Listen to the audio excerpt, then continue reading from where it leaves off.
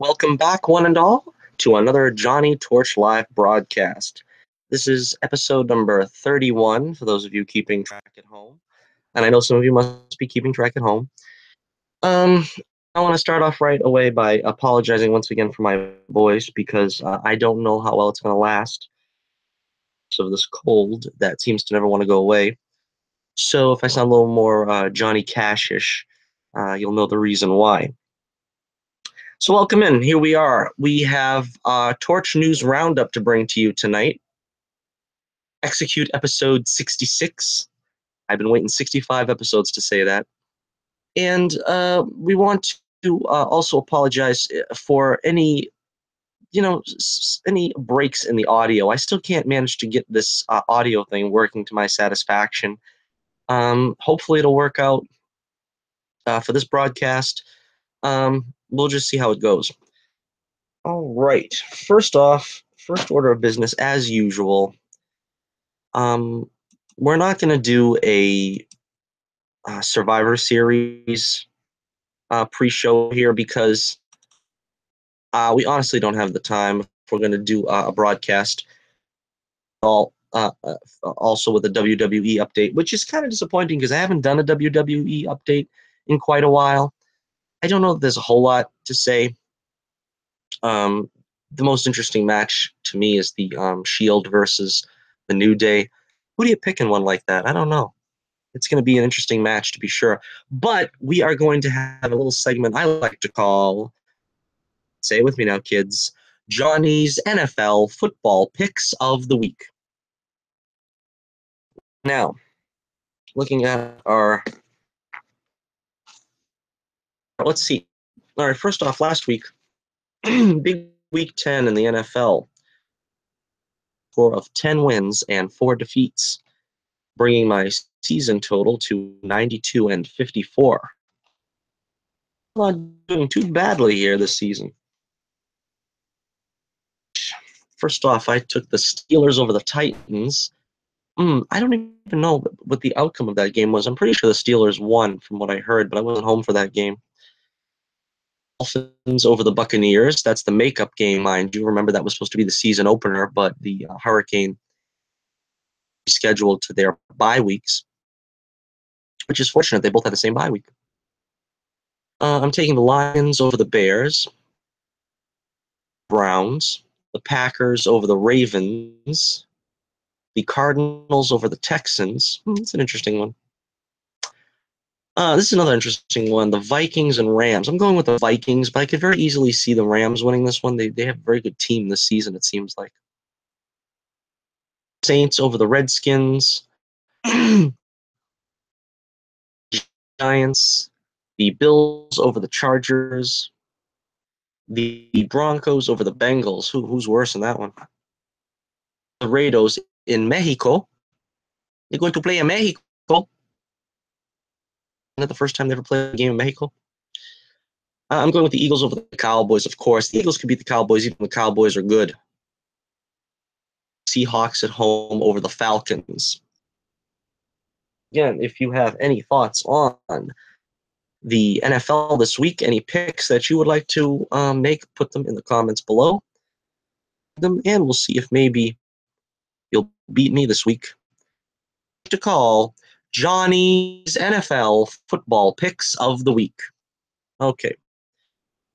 Here. We've got first up the Torch News Roundup number 66. First, some sad bits of news. I'm not going to spend too much time on this today. That Malcolm Young passed on, the guitarist, co-guitarist, I guess, of AC/DC fame. At the age of 64, he had dementia for a long time, it said. Of course, AC/DC, one of the great rock bands of all time. I was kind of disappointed with them after they let go Brian Johnson. Well, the band's future seems to be in doubt, I think, at this point, after losing Malcolm, who was a founding member. So our thoughts and prayers are with Angus and the rest of AC/DC. Also want to keep in our prayers David Cassidy, as I read broadcast that he's been hospitalized with organ failure. This sounds very much like what happened to Ric Flair in recent months. But as you could see, speaking of the WWE, he had a nice segment there with Charlotte on this past week, and he seems to be in good health. So let's hope for a quick recovery for David Cassidy. Of course, he's no stranger to he played Mirror Master in the original Flash TV show. Katie Cassidy is also Flash, now Black Siren on Arrow, for his speedy recovery. All right, let's see. First up here, what's the first order of business? The first order of business here. The cover story, I think, that everybody's interested in. Let's get to that right away. Now, there's rumors. This story was broken, I think, by our buddy John Campea, of all people, the inside track on this story. But apparently, Jake Gyllenhaal is the number one choice of Matt Reeves, director of The Batman, to succeed. Now, there's been conflicting reports over Affleck's, dedication to the role. A lot of people are saying he's trying to get out as quickly as possible. Others are saying, he's happy to be there. Affleck's looking to back out of the role gracefully now that he's pretty much done with it and doesn't want to even be in.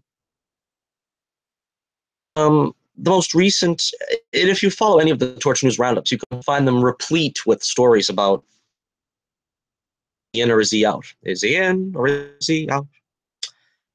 The most recent quote that we have from Affleck in this non-ending storyline was from USA Today, where he said, Matt Reeves' Batman is something I'm contemplating. You don't do it forever, so I want to find a graceful and cool way to seg out of it. Rumors abound. Does this mean that he wants to back out of it? Maybe he's just going to play the older Batman in a book-ending spotlight Jake Gyllenhaal's Batman. We don't really know how this is going to work, but apparently even Affleck is admitting now that he's looking for a way out and he's not going to remain Batman for long. This other quote we have here from Justice League producer Charles Roven,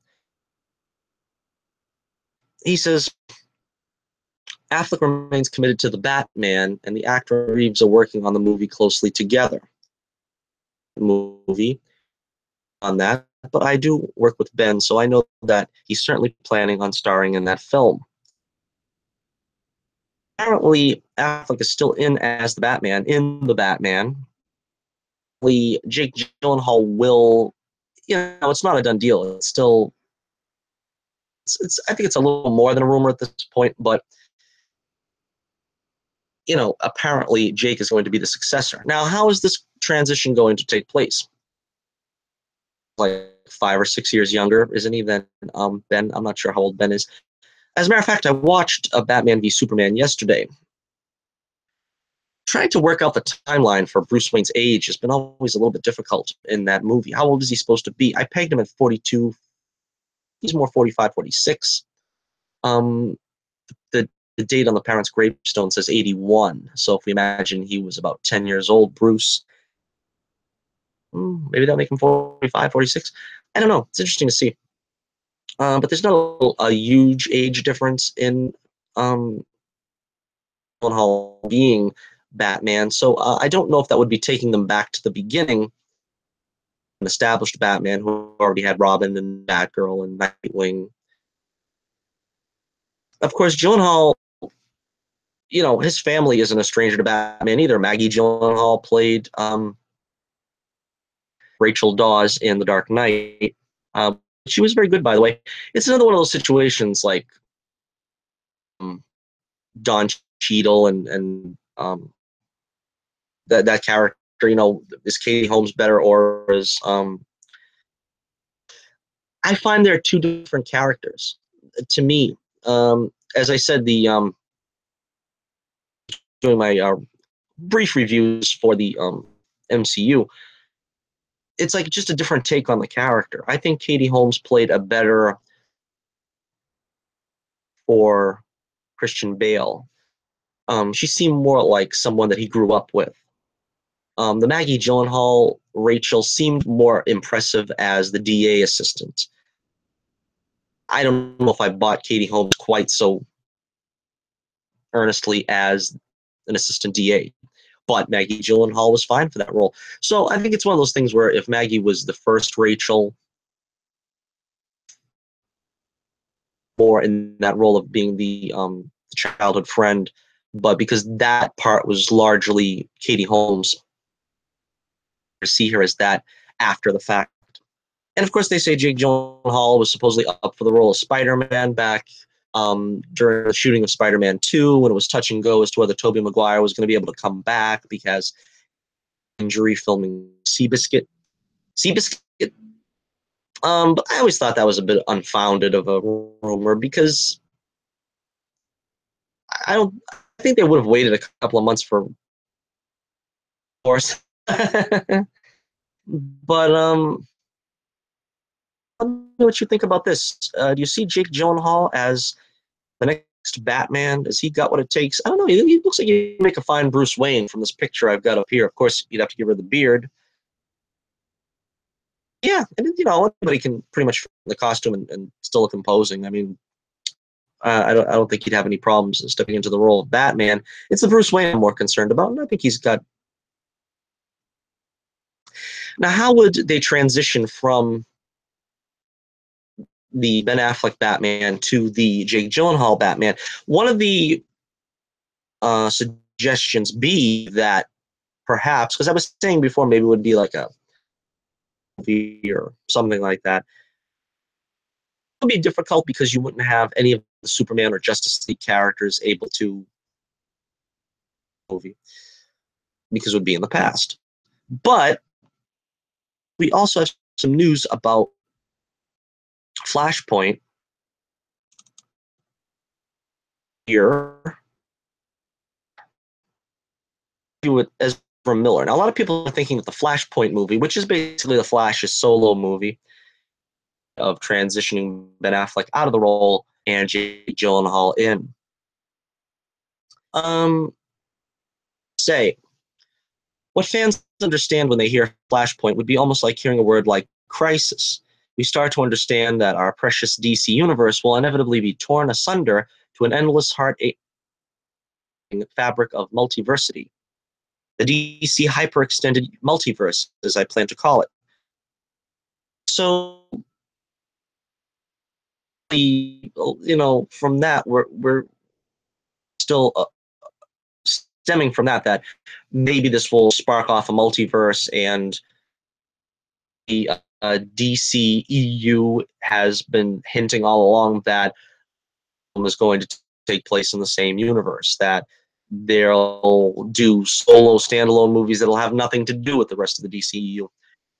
Mind you, I think they should stick with the inter-universe movies. I mean, we don't need to see a Joker solo origin film that has nothing to do with Jared Leto's Joker.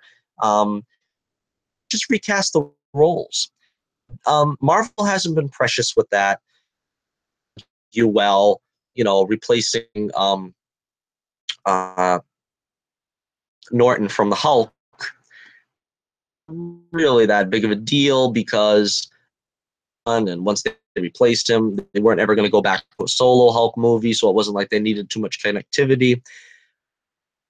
Problem is, though, is that if you keep having to reset the universe every single time you're changing a lead actor, universe over and over again endlessly. It's like I said, one of those things also with Don Cheadle, actor who played Rhodey. I always forget his name. I don't know why. He's a good actor. I don't know why I forget his name. But the fact is, you just go in, you say, I'm here, on, like they did with Don Cheadle. You just say, look, this is what's happening. And that's your Rhodey actor now. For whatever reason, it doesn't work out. You recast him again. And then what do? You have to reset the universe? No. With the other actor. That makes the most sense to me. All right, as far as the Flashpoint movie is concerned, we still don't have any solid news about when it's going to be shooting or who's going to be cast. And we do know, of course, that Gal Gadot will reprise the role of Wonder Woman very early on. Rumors suggest that Cyborg would have a big part in it. It's changed. And Jeff Johns has gone on record as saying Batman will be involved in the film. Shooting for a 2020 release. It's been backed up a couple of times. All we have on the Flashpoint film, I don't think it's called the Flashpoint Paradox. They're just going to call it Flashpoint. Excuse me as I sip a little H2O, and we'll move on to our next exciting story. I like that for a delay. All right, so next up, interesting stories to tell here about. There's apparently going to be a Morbius solo movie. Responding to the demands of absolutely no one, greenlit a Michael Morbius movie. For those of you who don't remember, Michael Morbius he is also a vampire. He is known as the living vampire because he is not a traditional vampire. He's not dead. He's a scientist who stumbled upon some kind of formula, accident, what have you, became a victim of the lust for blood, so to speak, and all the trappings of a vampire without being an actual member of the undead. The project is being written by Burke Sharpless and Matt Sazama. Their credits include Power Rangers, Gods of Egypt, Dracula Untold, and The Last Witch Hunter. I never heard of them, so I don't know. Does the world really need a Morbius solo film? The answer, of course, is no, but keep trying to get these, Spider-Man spin-offs, pumping them out one at a time. Apparently, the Venom movie is a real thing, so we can't say this is going to be flash in the pan news story, but we haven't heard too much about the Silver and Sable film, Cat and Silver Sable. We haven't heard too much about the long-awaited and highly anticipated Aunt May movie, which I guess apparently won't happen. The saddest thing about this, if this Morbius movie really does come to pass, Jackson is not alive to play Michael Morbius because he's just perfect for this casting. Look like that. I don't know. It would take a lot of makeup and a lot of work that Michael Jackson already had several years. But on a serious note, this character freaked me the heck out when I was a kid. I remember my mother reading these Spider-Man stories when I was just a little itty bitty Johnny, and every time I seen this guy's puss on the cover, out of me, I would take the cover and like fold it backwards and put it in the drawer because I didn't want to see his ugly mug. Yeah, he's a great character, though. I think they say Roy Thomas was inspired by Barnabas of Dark Shadows fame.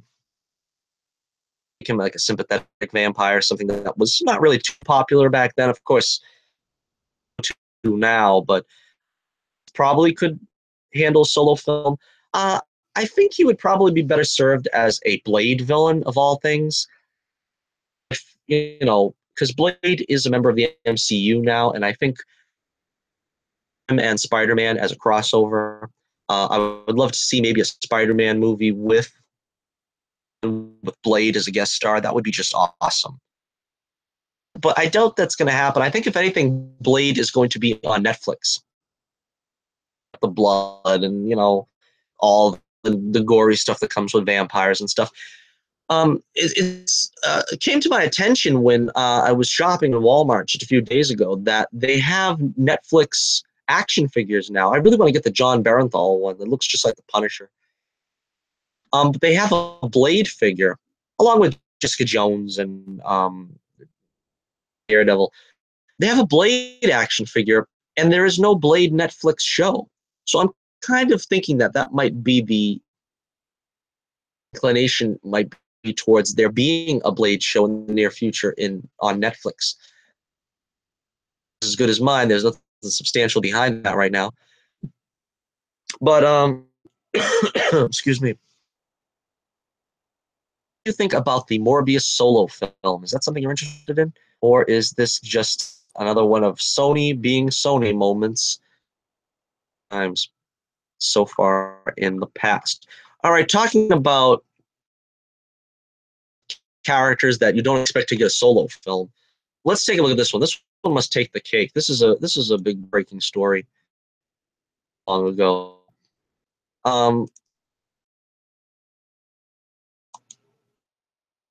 Franco is set to star in a multiple man movie, right? A multiple man movie, sort of a C or D list X-Men character seen in X-Men: The Last Stand.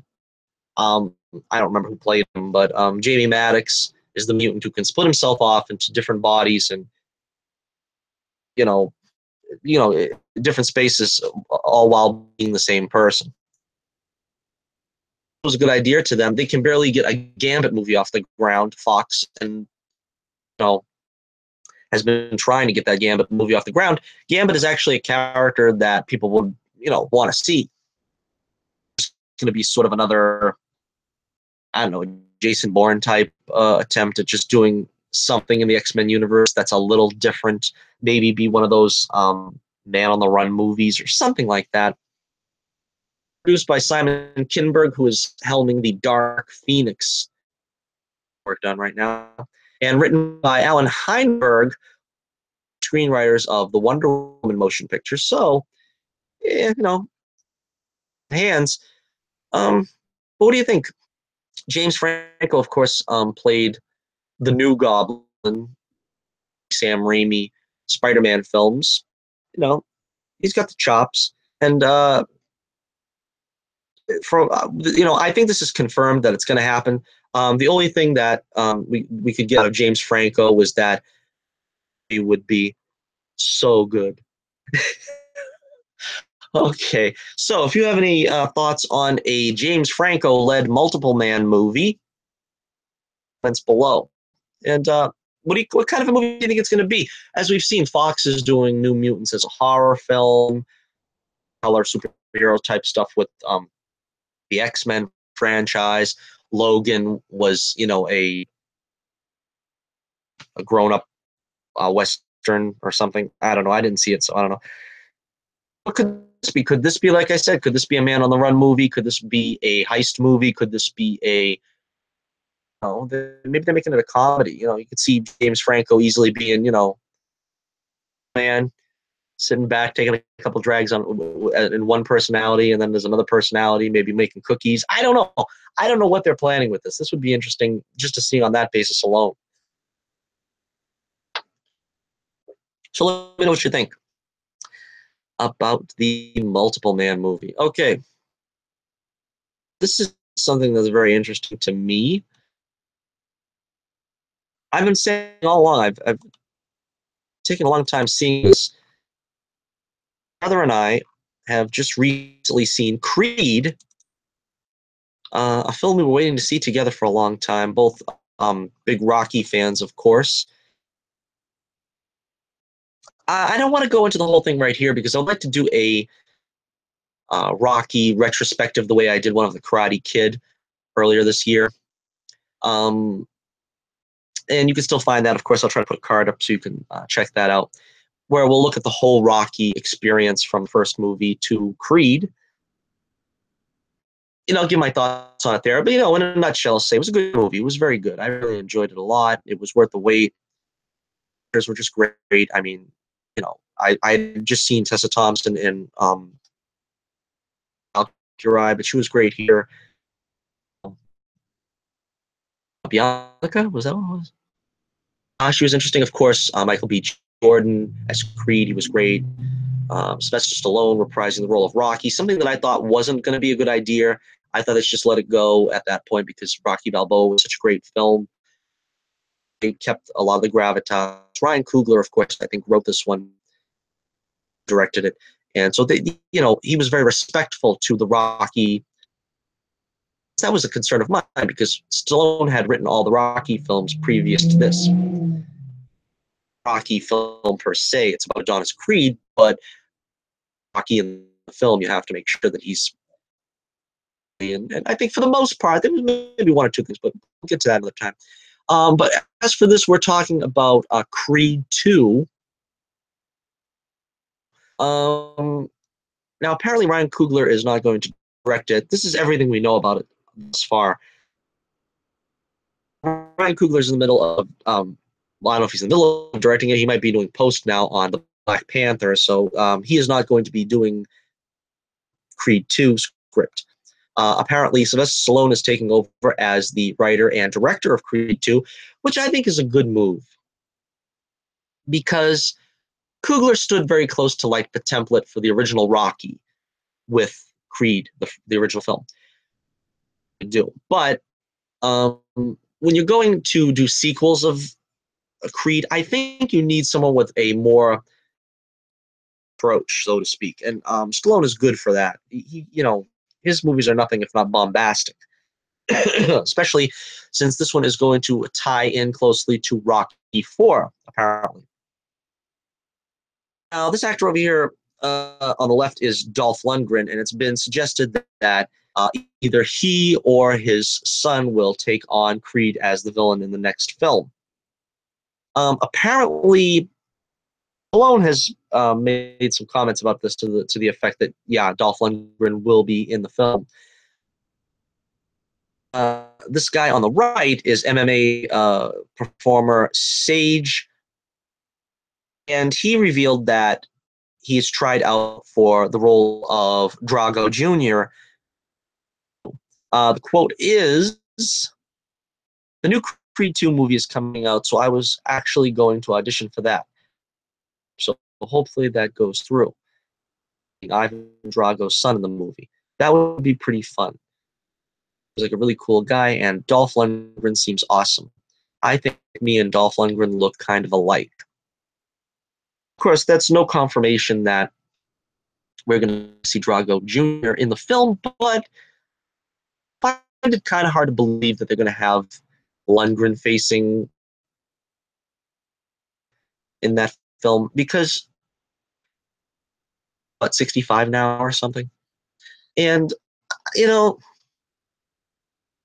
Stallone back in the ring at 65, but I don't know if we're going to really have an audience buy Lundgren as the main opponent. It'll work a lot better if it is Drago's son, Creed's son. And then, of course, you'll have Stallone as Rocky and all of this. It would make for a really heartfelt movie, I think, a really entertaining film. So I hope that's the case. The only other thing we know about this is there's been some speculation that originally Ryan Coogler's sort of treatment for this film, for Creed 2, was that there would be scenes of Rocky and Apollo together. Said that it would be like, quote unquote, The Godfather Part 2. Vicious.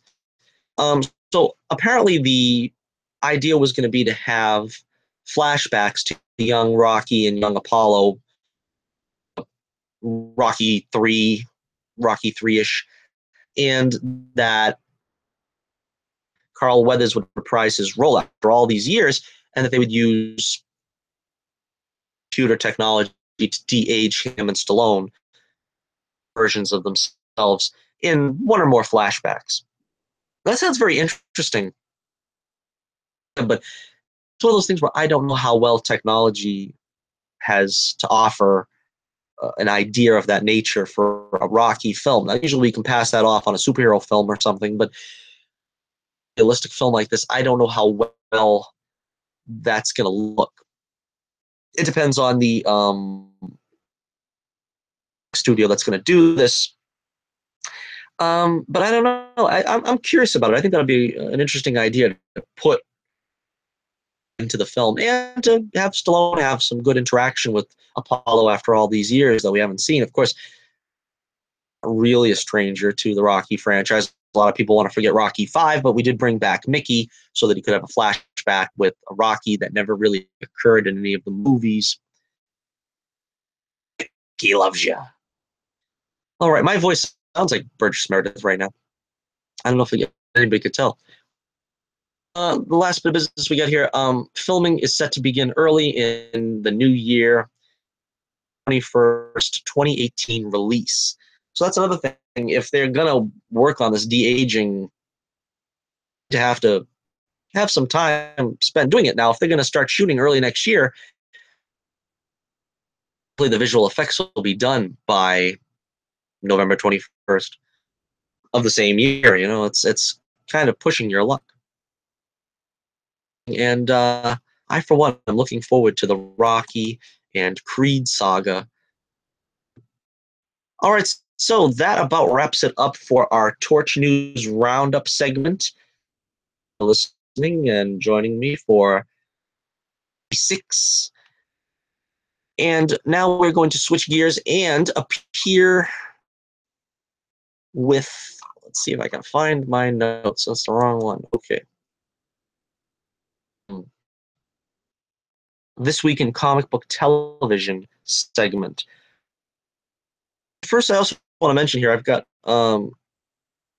else. I want to thank everybody that voted in the poll. I ended up getting 41 votes, which for me is very good. So we've got here before going to the This Week in Comic Book Television. The question was, of course, what was the best MCU film of 2017? With the options being Guardians of the Galaxy Volume 2, Spider-Man Homecoming, or Thor Ragnarok. Place was Guardians of the Galaxy Volume 2 with 23%. Number 2 with 31% of the vote, Spider-Man Homecoming, which overwhelming victor, Thor Ragnarok with 46%. And I would have easily chosen Thor Ragnarok as well because it's quite a good film. I want to see it again. I haven't gotten a chance to yet. I was slightly disappointed with both Homecoming and Guardians of the Galaxy Volume 2, to be honest. The build, though. And this league, in a very few brief hours, as it is right now, Eastern Standard Time, it is. And I'm going to be seeing Justice League at 10:30. So, video in before viewing the film. Of course, with Justice League on the way, a video, I'm probably going to do a live one again. I'm not sure. I like to do the scripted ones for reviews, but the problem being the difficulty with my being sick, and of course, having this be Thanksgiving week coming up, much time to do it. But I definitely will try to get a video out in the near future, chronicling my thoughts on Justice League, which is pretty sad that the reviews on Tomatoes got 39%. That's pretty sad because I think, well, Man of Steel, definitely. Man of Steel, I thought, was the worst of all these films so far. Wasn't crazy about Batman v Superman, but you got to give it a chance. I think a lot of people are just seeing these, taking it at face value. You got to have your own things. You got to give it your best. You got to give it a shot. Give it your full attention. And, maybe it's not something that the critics love, but, a lot of these films were never critics' darlings to begin with. I mean, appraising the Star Wars films back in the day, we had Rotten Tomatoes. They probably would have savaged that film. It was not loved by anybody back then. It was and remains a classic that everybody loves, even the critics now. So, you can't really go by that. And I personally, whole thing, Rotten Tomatoes, but I don't go by it myself personally, but I know other people do. So I don't know. It seems to make or break a film these days. For another time, I did a video about that in one of my rants. How important are critics, so to speak, to and I'm not totally against critics, of course, because I grew up watching, Ebert and Siskel. And then, so I'm a fan of the form of criticism, of the form of critiquing a film. I do what I do. But, you know, there's a time and a place for everything. And I think the time and place for people to check out on their own before, just taking agreement of critics. All right, let's get off that. I didn't mean to get on a wild tangent there, but out our TV of the week. All right, so The Gifted, which is the first show. Well, the Supergirl is technically, but I always end up being late for Supergirl and missing it, so I watch it on demand or whatever. But let's see what happened here.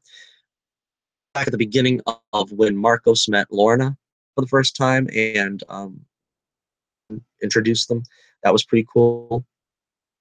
So Marcos, basically the story was all about Marcos, aka Eclipse, girlfriend from the mob, and having to fulfill his, arrangement with her that he's going to work for her, some work, so to speak.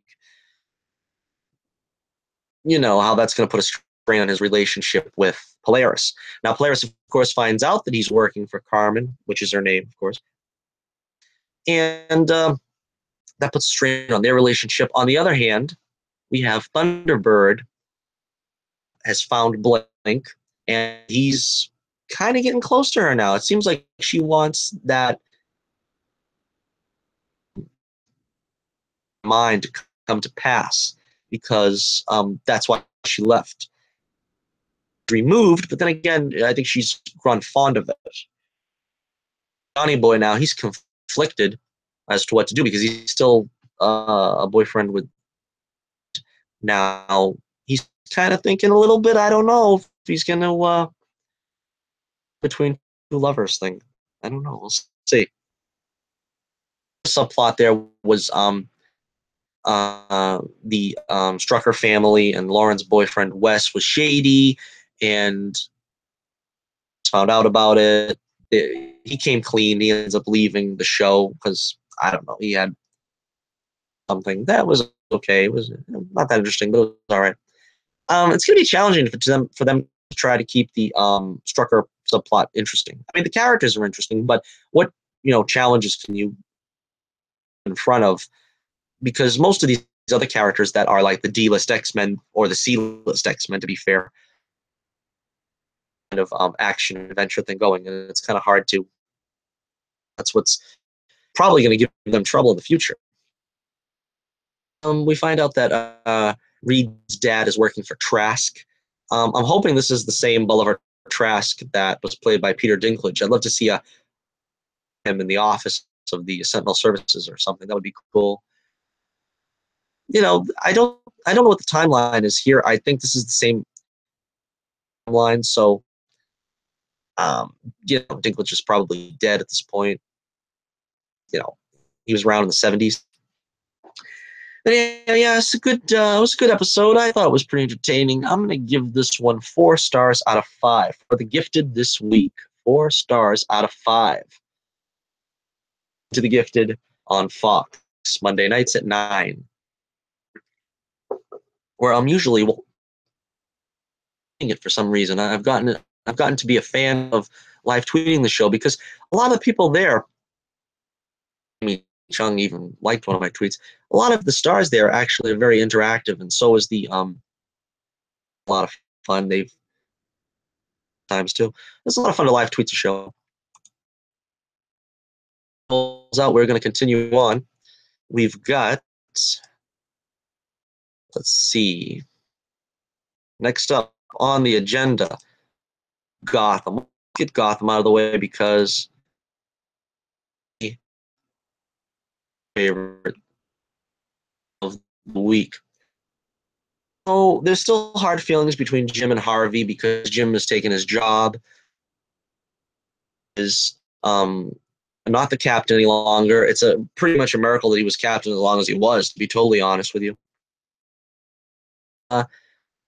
The subplot with the Penguin was pretty much in the full view here. The Penguin wants to know if Sophia bribed the mayor to make Jim the captain, which of course she did. With the help of his mute buddy Martine, the orphan. Cute Martine. He gets the hairdo like the Penguin. Something bad's gonna happen to this kid. I just know it because anytime someone's friends with a Penguin, something bad happens to them. The Riddler became his lifelong enemy. His mother got killed. His father got killed. I mean, the Penguin's got the worst luck of them all. You should you should be called the Albatross, not the Penguin. But all right, so well, first off, let's get to the Bruce Wayne subplot. Bruce is still acting like a butthead. I don't know why they're doing this to him for. He's being this, reckless and childish, stubborn, party boy. I think they're trying to say this is sort of what Bruce pretends to be when he's an adult, and so now as a kid, this is what he was. I don't know. Find some of their traditional camping trip that he used to take with his father, and they put the stones on the hill. They did this, I think, in the first season. On this trip, and Alfred tries to talk some sense into him, which is pretty much Alfred's role his entire life. So I tried to talk sense into Bruce Wayne, but Bruce bails on Alfred, taking the car, making him walk home, where he's throwing a wild party, and Alfred lays the law down and throws everybody out. Hopefully, the subplot is almost over. I can't take much more of it. Promising this season, and the show is really starting to hit the crapper again, like it's been the past. The last season they weren't that bad, but the first two seasons they always turn a corner and it just starts going down. They're doing this again, like they did in the first two seasons. Third season was at least consistent. It wasn't a great season by any stretch of the imagination, but it was consistent. Pig is back. Oh man, they can't get rid of this guy, and he's killing the homeless. Is now part of Gotham's bizarre repertoire. Oh, they won't go to apparently. And as you can see in this scene here, Pig makes Penguin and the rich eat the homeless. Don't watch the show while you're eating. I've made that mistake many times before. And they also have that thing where they got her hand stabbed to the table. That's another thing that's kind of gruesome. That was a trademark thing from The Godfather with I think they've done that to death, though. I'm so sick of seeing people getting their hand stabbed through something. Squeamish as it is, but I'm saying that the that it like loses its power almost after they do it all the time now, over and over again, every show. I think just tell me any show that's on now, and you've seen somebody get their hand stabbed through a table or through a wall or something. It's like, yeah, we get it. It was a cool thing back in '72 with The Godfather. You kind of overused it now. You know what I mean? It's like to be kind of sensationalistic. I don't know. Can I just say, Sophia was like crazy stupid fine in that dress, though. So, all right, so at the end of the episode, Pig is finally captured after a decent fight with Jim. That was a decent fight scene. They had him on the fighting with the butcher knives and whatever. Penguin is still on good terms with Sophia at the end, but relationship with Martine, where he laid it on the line with him. He says, be a spy for me and find out what's going on. So he spied on Gordon again, which I still don't really understand how that works. Are they an item or are they not? They don't see each other for like 6 months at a time, but then when they do, they kiss. I don't know. They've lost me pretty much with this whole. Sophia's probably going to get her comeuppance pretty soon because she's just like, she admitted she's like wrapped the penguin around her finger and she's playing Gordon for a fool, I suppose. She's just going to get a bad comeuppance, I think, at the end, especially from the Penguin, because he's not to be trifled with. At least that's what I hear. All right, so I'm going to give this one 1, but because Sophia looked fine in that dress, I'm going to give it a 1.5. So that's 1.5 stars out of 5 for Gotham this week. And I'm just thankful that Professor Pig is gone. Stay in his little pen in a federal pen. All right, let's see. Where do we go from here? And I hope the Bruce Wayne subplot is over. Toot sweet, too. I'm just so sick of seeing that going on.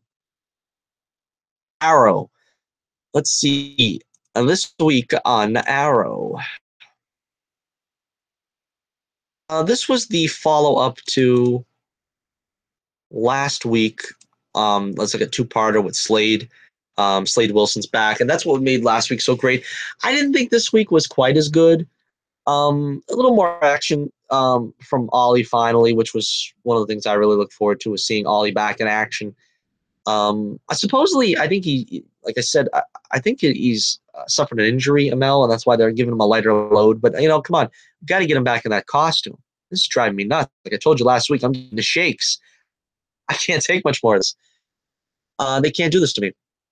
He shows up for a season that's been so prevalent on Diggle, focused on Diggle. It's surprising she hasn't shown up. I mean, it's not like there's a lot for her to do in this show, but it was good to see her at least. And JJ, he's still around. That's cute. Slade ingratiates himself with Joe and the Jackals, or as he wants to be called, Kane. And I didn't mention this last week, but there's a lot of flashbacks of Slade, the scenes of Slade doing his job. Joe found out he's an assassin. So this week we got some more flashbacks of Slade getting rescued post-Island, and Joe, there at his bedside. And then eventually what happens is Joe becomes fond of Slade as the Mirakuru crazy. He likes that for some reason. He likes seeing his father as a crazed Mirakuru psychotic. So Ollie shows up, and he finally gets to see a little action. I thought those flashbacks were nice of Selena Jade as Shadow. Like, it's nice that they've given her little things to do every now and again. I mean, they kind of stretched it by giving her a twin sister showing up again. At some point, she will. At some point, she should. That they're finding ways to keep her showing up once in a while. It would be great to see Tommy show up, but he's busy doing Chicago Medical or something, the actor. So that's probably not going to happen in the near future. On the juice, he's still taking the steroid or whatever it is that's giving him a steady trigger hand. That's good. Richard Dragon is a comic book character that they were being a recurring character this season, and he turns out to be Diggle's pusher. And a whole lot about Richard Dragon. I didn't think he was a bad guy. I thought he was a good guy in the comics, but in this, he's most decidedly a villain. So yeah, not a whole lot going on in the genre. Mostly about Diggle coming clean to the team. Slade says in the at one point he said the Mirakuru wore off. It wasn't shown to be something that wears off and on. Now, what I was interested by that statement is if it wore off and then he again, and then now we're at the stage where he wore off again.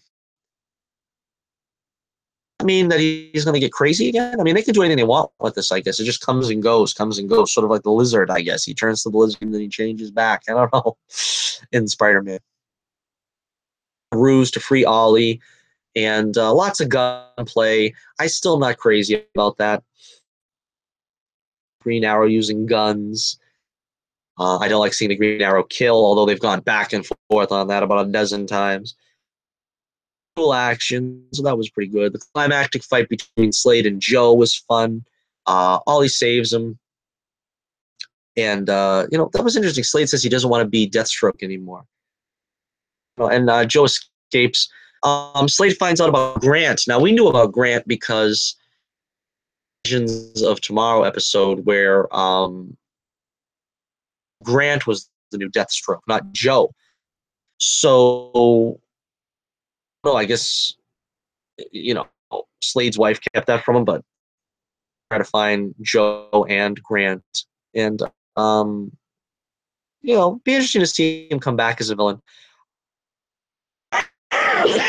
I would like to see him come back as a big bad. Do with Anatoly this year. They didn't. They had him in one episode, Anatoly, but well, anyway, I like to see him as a recurring character, like a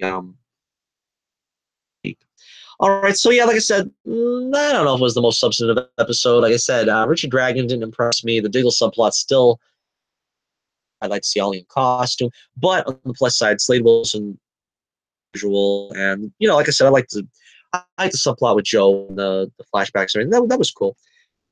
4 stars out of 5. Not as good as last week, but still a good conclusion to that 2-part arc. 5. All right, so we will continue on here with our CW shows. Let's move on now. I think the is it not this week, the week after Thanksgiving, they're going to do all the I don't know, I think so. Okay. Next up, we're going to the Flash. Tough one for me. It's a tough call. It's a tie between the Flash and of tomorrow this week for the best episode of the week. I think I'm going to give it to the Flash, though. Yeah, I'm going to give it to the Flash. So the Flash was the best episode this week. Elongated man in costume for the first time, as you can see him right there, wearing those. That's what it looked like anyway. And hopefully he'll get a better costume eventually. I'm sure he will. It's funny because the elongated man mask in the comics, he just is blank face, sort of like the Black Canary. But that makes no sense because then, you have no secret identity and then your enemies can just. So I understand why they're giving him a mask here and why they give the Black Canary a mask and stuff, but to see how they're going to move on with that to make him look more like his counterpart. Because if not, I'd like to know what his mask is going to look like. I don't know if it's going to look like that one. That looks like the Iron Fist mask. That mask to the Iron Fist in Netflix, and we'd have some fun. All right. Now, the beginning was funny. The prologue with the mugger was hilarious. Shooting at the elongated man, and he just keeps bouncing the bullets back at him. The butt. That was really funny stuff. That alone might have made me give this one the. I don't know, though. I don't like the way the Barry took the mugger into the hospital as Barry. I don't like the way they always do that. We're talking about secret identities just a moment ago. Run off without the costume on. I don't understand what takes so much effort to put that costume on Grant Gustin. Or even in this case, you could have just done it with a body double, with an extra, with a stuntman, I guess I should say. But they had him run him to the hospital as a. I don't know why they do that, but then there was the villain was Black Bison, American that was upset with the way the have been treated, and so she's like stealing these artifacts, and her power is to bring inanimate objects to life. Anthropomorphic, I guess, is the term. I don't know. And we had the Indiana Jones line that belongs in a museum from Ralph. That was really good. Ralph's a riot. I really love him. I think he would be fun on his own show, not for nothing. If they would give him his own show, it would probably last. Of course, they'd have to load it up with a bunch of other side characters, like we got Vibe and Killer Frost and the Flash. But all right, so in this picture we've got right here, we got a caveman statue in the back that they fought. That was pretty cool because you can bring these statues and things to life. The conundrum here was that Ralph would rather catch the bad guy than save people under his watch. And so it was a good character arc for him where he kind of realizes just catching the bad guy. Because the Flash, you would think he'd be fast enough to do both, but, you can't always do everything. That's kind of the prerogative of Superman most of the time and Flash stories is that you can't do everything. Ralph and the Flash up against a T-Rex. That was fun. And the way it finishes up was with the Flash going after the Thinker. And he even says, which was pretty good. He says, we've got the drop on the villain for a change. Have to learn, and they spring it on us. So that was a nice twist that they thinker. But of course, once they go after the thinker, obviously him and his girl are in their civilian disguises, or at least he looks normal. She always looks kind of normal, but that's going to lead into next week's episode, which should be interesting, judging by the trailers. This episode, Flash, the episode of the week, and out of 5. 4.5 stars out of 5. Oh, that's all. That's right. I also did this. I wasn't too crazy about the subplot with Harry and the Council of Wells. I just wasn't digging it for some reason. I mean, Tom Cavanaugh's a riot when it comes to those things where he plays the different Welleses, but it kind of feels like they're milking it at this point, and I don't really know back to that because it just seemed like a lot of time wasted after a while. That I was like, just get back to the main show. Still love Kavanaugh. He's great, and he was doing a version of Wells, World. And he was doing, I don't know, Truman Capote Wells or something. Who was that supposed to be? I'm not sure. Hefner Wells, I guess. So it was interesting. It was funny. It was good for like a one-off gag, and then they went back to it a couple of times, and I was like, a cameo of a Merlin Wells or whatever, Wizard Wells. That was funny. But yeah, so 4.5 stars out of 5 for the Flash this week. And as we move on, let's see. We are going to check out Legends of Tomorrow. Yes, Legends of Tomorrow is our next show. This one was a tough one for me in between. Excuse me. In between Flash and Legends of Tomorrow, they were both very good. I wasn't sure which one I was going to give the episode of the week. So this one is like almost co-episode of the week. The premise of the Freaky Friday thing between Martin and Jax, they switch bodies, which was very funny. They did a very good job of imitating each other, especially Franz Drama, I believe is his name, that plays Firestorm, that plays Jax. He did a great job of doing Victor Garber's mannerisms very well, and the way he speaks and stuff. That was really good.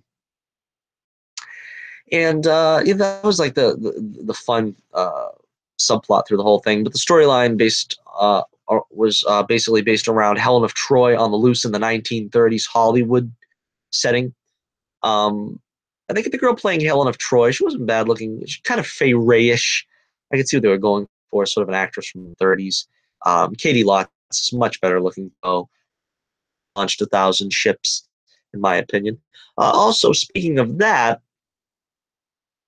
the plot is really based around Helen is going to take the job away from Hedy Lamarr, beautiful actress of the period.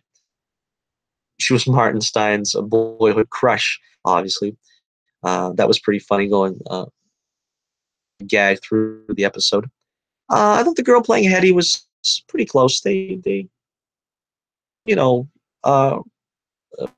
marketably like her. I don't know. They had her when they introduced her. They have her swiping hors d'oeuvres, which may or may not have something to do with her shoplifting and her old age. I don't know if that's what they were trying to say with that, because that was an interesting choice. I think they were basically just trying to say that she's a starving actress. I didn't know if that was supposed to be like a pointed, jab at her being arrested for shoplifting as a senior citizen. But anyway, they also pay service to her accomplishments in science by having her achievements in science be pivotal to history. Problem of Firestorm's Freaky Friday, brain switching. A nice tribute to Hedy Lamarr. I also liked the fact that they switched it and they had Stein be Firestorm in the body of Firestorm. To see Victor Garber be Firestorm for once before he goes out. I was kind of wondering, the CGI looked pretty weird on that, though. Did they eye his head on Franz Drama's body, though? It seemed kind of weird the way it looked. I don't know if that was just because a 68-year-old guy or whatever he is playing, superhero in a leather costume. Maybe that was it. I don't know why, but all right, as you can see here, Damien Dark is back, and he is with and Eleanor G. I think you're swell. They do come out with the fact that Eleanor is his daughter from because he died in Arrow, and I guess we don't really hear any of this explanation. So I guess this is all just speculation on my part. But Eleanor grew up and survived and came back in time or something. I don't know, but that's. And Dark, as in this picture, delivers Sarah an ultimatum to just 2017 and just let him be agent in the in the 1930s, which I guess he'd be happy with. I don't know. Of course, because like I said, Mars, achievements in science were due to the fact that she was an actress. And there's a great action scene at the end there. We got Sarah and Dark with the sword fight. Sarah out of commission. I don't know for how long. Hopefully not for too long because we all love Sarah. Guys in costume at the end, that was very cool. We don't see that all that often with them getting into costume and getting into action. And of course, a very cool reference at the end there. If you've seen it, you really let out a howl. But Isis brings Helen. That's, as far as I'm aware, that's the first reference to Wonder Woman in the Arrowverse, because Bruce Wayne in Arrow, and of course Superman himself was in, but we haven't seen anything from Wonder Woman yet that I'm aware. And I think this is the first time they mentioned something about Wonder Woman. So it'll be cool to see if they can actually get together in the Arrowverse. They don't even have to spotlight a show, their own show. They could do like they did with Superman and just bring him in as a guest star, bring in Bruce Wayne as a guest star as Batman on Arrow, on, Legends or Flash. Probably one of those two would be best for her. And, give us a crossover event that would star them three of the Arrowverse characters. That would be a lot of fun. I would like to see that. See, I'm going to give this one 4.5 stars out of 5 as well. That's 4.5 stars out of 5 for Legends of Tomorrow. Okay, so is apparently going to have Gorilla Grodd in the Vietnam War. I'm not going to say anything else. I don't know what the heck that's going to be all about. But we've got one more CW show. I seem to save this one for the end all the time, and I kind of feel bad about it. I've been feeling Supergirl this year. Haven't been feeling the show. I don't know why. I know why, because they kind of the drama thing, but they're not doing they're making it more of a drama than a superhero show. I think that's a mistake. I honestly think that's a mistake. Now, this premise here is that Kara and Alex return to Midvale to see their mom, Helen Slater, of course, the original Supergirl, in the wake of splitting up with Maggie, which, I like to get past that as soon as possible. Story that, basically it revolves around, the whole story revolves around the flashback subplot, Kara and Alex 10 years earlier, solving a murder mystery. If I got to say, I couldn't find a picture with both of them, but this is a picture of young Kara. And some casting director deserves a bonus, because these two kids, dead ringers for the older actresses, the original actresses. They look like they could be them when they were young. They did a great job casting them. I thought the Kara and Alex relationship when they were young, I think they kind of overplayed getting along, because we've seen some flashbacks of them when they were teens or whatever, and they were flying together and they were always looking out for one another and stuff. Oh, in this episode, they kind of had it that when they were teenagers, they were at each other's throats. I don't know. I think they kind of overplayed that quite so heavy-handedly. All right, so the murder mystery was one of Kara's friends is murdered. It was a teacher that had an affair with a student. Actually, it was the sheriff. I could feel it was going in that direction. It was all right. It was just all right. Not a whole lot to say about it. Starred as an FBI agent that looked remarkably like Allura. I was thinking, what are they going to do with this? Where are they going with this? By John Jones, Martian Manhunter. He just made himself look like, I'm sure, a little more not to pursue using her powers in public. Not interesting. This is like maybe an Easter egg, but she has the same earrings as she does when she's an adult. So it's kind of interesting. I think she got those earrings on Krypton because I don't think anybody could pierce her ears. Oh, ear piercer. I don't know. All right, so Chloe Sullivan gets name dropped, or just Chloe anyway. So that was interesting. This is the first reference to Smallville I think that they've made all this time. It's very interesting that they a Chloe reference the same week where it's making news that Allison Mack is the second in command of a sex cult. Heard anything about that? I'm not touching that story with a 10-foot pole, but um so yeah, this was sort of their tribute to Smallville, I think. They were trying to do a Smallville-ish style episode, even episode. Given we haven't seen a lot of action this season on the show, our episode without Supergirl done in Flashback was really the smartest move. Get back to those villain of the week stories. We got to get back to seeing, like I said, Jailer, bring back Livewire, bring back that could go toe to toe with Supergirl. We haven't seen enough of them this season. Next week we're going to see Mon-El come back, so that's probably more of a return to the drama than action. But we'll see. We'll see how it goes. To give this episode of Supergirl,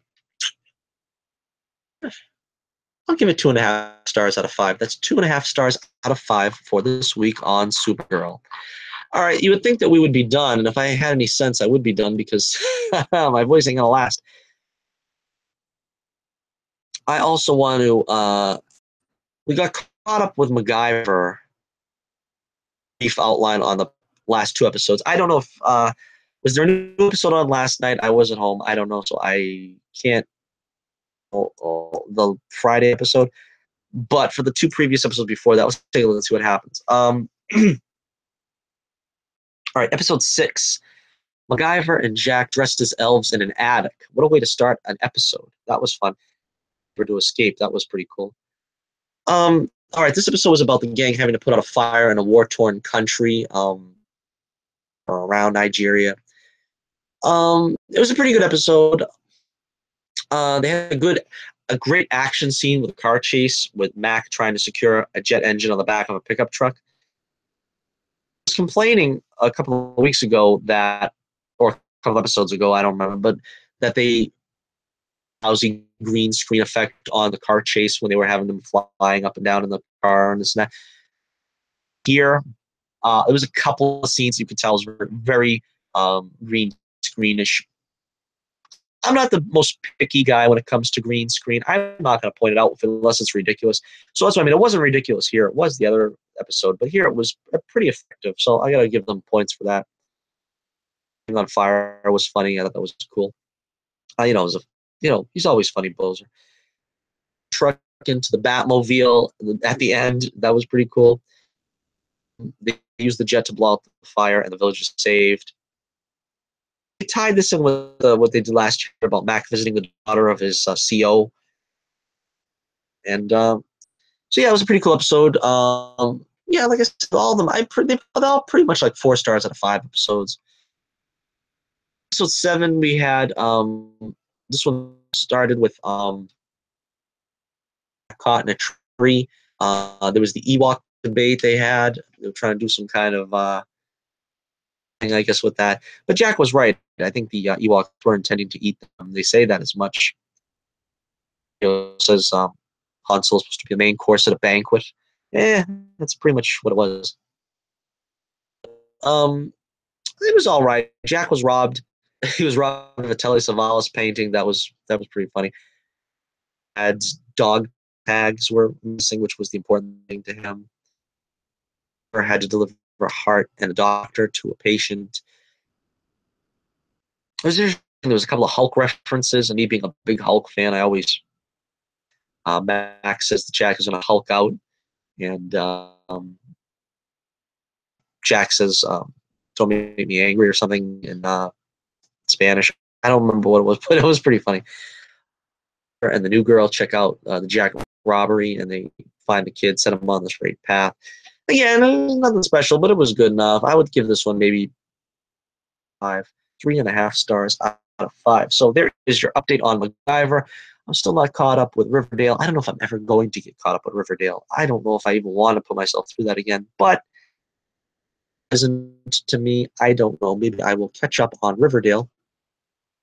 The show's going to be going into for a couple of weeks, coming into, into the month of December. That's what it is. I think that is all we have for this week. So, as I said before, I am going to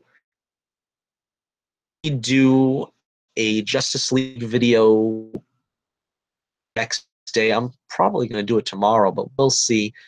In the coming week, I'll do my big review. Can't wait to see it. Like I said, out there and see it. See how it was for yourself. Can't be any worse than Batman v Superman and Man of Steel, if you ask me. I mean, the last 45 minutes of Batman v Superman, it wasn't bad. All right. And that's part of what I hear a lot of people complaining about with Justice League is that the studios clamped down and wanted it 2 hours. But it probably needed more, people are saying. When the first 2 movies dragging the way they did, up the pace. So, I don't know. We'll see. Check out my Twitter page and the link in the description below. Pull up. It's not doing too well. We've only got 2 votes, so put in that one. The question this week is, will Thor be the first character to get 4 solo movies? 4 solo movies, because they've been rumoring an Iron Man 4 for a long time, and Robert Downey Jr. has been pretty much saying he'll do it, but I don't know if they just can't make amends with the money aspect. And Chris Evans has been going back and forth on whether he wants to keep playing Captain America. As far as Chris Hemsworth's concerned, I haven't heard him say anything about it one way or the other, but I'm pretty sure he just, he's happy to have that role. That's his claim to fame. That's his bread and butter, and I don't think he's going to complain about getting a 4th movie. Taika Waititi, the director of Ragnarok, said that he's got ideas for a Thor 4. And, it's been a resounding success critically and financially, so there's no reason why they shouldn't make a 4th. Although, to be honest with you, Iron Man 3 made the most money, I think, apart from Avengers so far, for a Marvel movie, and they haven't greenlit an Iron Man 4 yet. I don't know why. Like I said, possibly the money is what's holding up Robert Downey Jr.'s involvement. I don't think they're going to have any trouble getting Chris Hemsworth to sign up, but we'll see about that. You can also check out my website in the comments below, in the description below, for the Adventures of Bullets Bourbon Private Eye. Hoping to get another issue of that out very soon. But you can still see a free preview of our 4th issue on my website if you go to the free preview page. You can also check out my blog, Bullets Bulletins, where I do a lot of, where I put all my reviews in Johnny's Jukebox, where we play a different song every day. Lately, I've been playing more than one song a day. And make sure you check out my Justice League video coming up soon. All right, so thank you once again for joining me on Johnnie Torch Live, the only way to spend your Saturday. This is Johnnie Torch reminding you once again, keep the flame burning brightly, and I'll be with you again real soon.